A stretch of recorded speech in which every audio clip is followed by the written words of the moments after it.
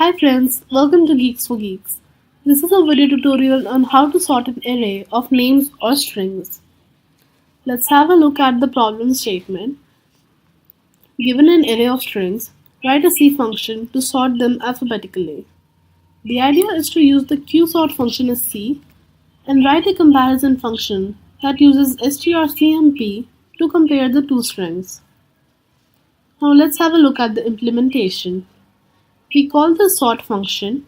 It uses the qsort function, which uses our comparison function myCompare.